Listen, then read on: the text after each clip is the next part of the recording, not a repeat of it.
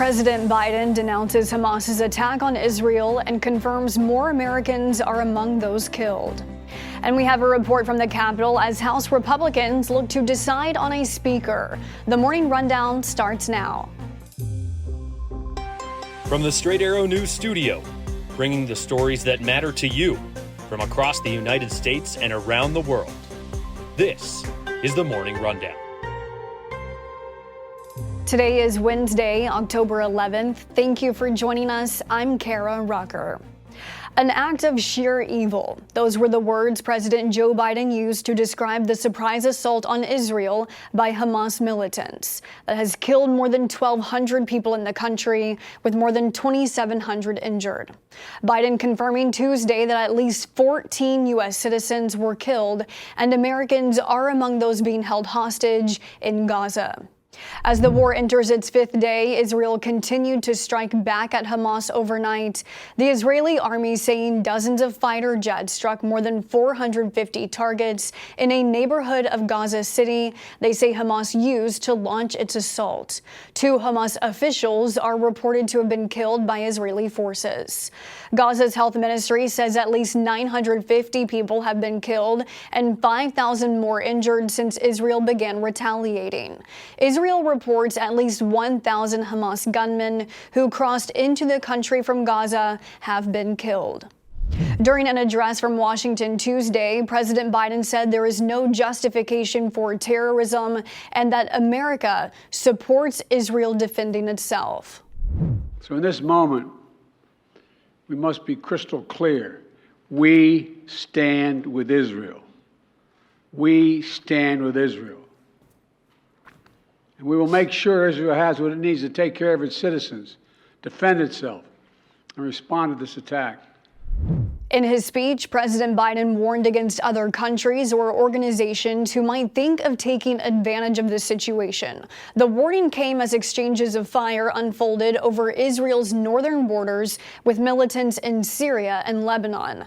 The United States is sending munition and military equipment to Israel to aid in its fight with Hamas, the first shipment arriving today. The State Department announced that Secretary of State Antony Blinken would travel to Israel in the coming days. With Ukraine's war with Russia marking its 20th month, President Volodymyr Zelensky is visiting NATO headquarters today as a U.S. defense official says a new $200 million Ukraine aid package will soon be announced, according to a Reuters report. Zelensky is visiting NATO seeking additional financial support from Western allies before meeting with another U.S.-led group of 50 nations to seek more aid. U.S. senators are discussing a large long-term Ukraine package worth up to $100 billion. Congress has approved about $113 billion of aid for Ukraine since the start of the war in 2022. We have a report on where senators stand on the massive funding bill for Ukraine, and you can find that at san.com. Now to the latest on the search for the next Speaker of the House. On Tuesday night, House Republicans heard speeches and asked questions to 2 candidates vying for the position. Congressmen Jim Jordan and Steve Scalise shared their vision for the party, how they would handle the current government funding impasse, and how they plan to hold the majority during the 2024 elections. Our political correspondent Ray Bogan was at the U.S. Capitol and has more details on the meeting and what we can expect today. House Republicans had a closed-door meeting where they heard from Judiciary Committee Chairman Jim Jordan and Majority Leader Steve Scalise. We spoke with members as they left that meeting, and 2 things are clear. The first is that both Jordan and Scalise are promising to support each other out on the House floor, regardless of who wins the nomination.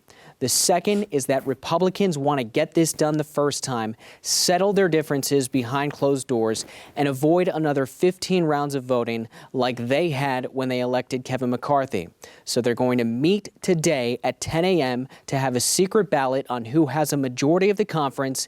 Then they want to have another vote to determine if that person can get the 217 votes needed to officially be elected Speaker. We'll be at that meeting to cover it, so stick with us at san.com. Embattled New York Representative George Santos faces new charges, federal prosecutors accusing him of stealing people's identities, using his donors' credit cards without their knowledge, and lying to the Federal Elections Commission. The superseding indictment filed Tuesday alleges Santos, along with his former campaign treasurer Nancy Marks, falsely reported that family members made big donations to the campaign so he could qualify for assistance from the Republican Party. Marks pleaded guilty last week to a fraud conspiracy charge. Santos was charged back in May on 13 counts, including wire fraud and money laundering. He pleaded not guilty. Santos did not comment on the latest charges, but told reporters he does not intend to resign from Congress. He is expected to appear in federal court on October 27th. An extremely dangerous Category 4 storm made landfall Tuesday evening near the Mexican resort of Puerto Vallarta. The U.S. National Hurricane Center said Hurricane Lydia's winds reached 140 miles per hour. As it moved inland, Lydia weakened some, becoming a Category 2 storm. One death has been reported, authorities saying a man was killed when a tree fell on his van. Residents of the seaside resort boarded up windows and piled up sandbags in front of the stores ahead of Lydia's landfall. The Hurricane Center warned heavy rains could bring flash flooding and potential mudslides to the region.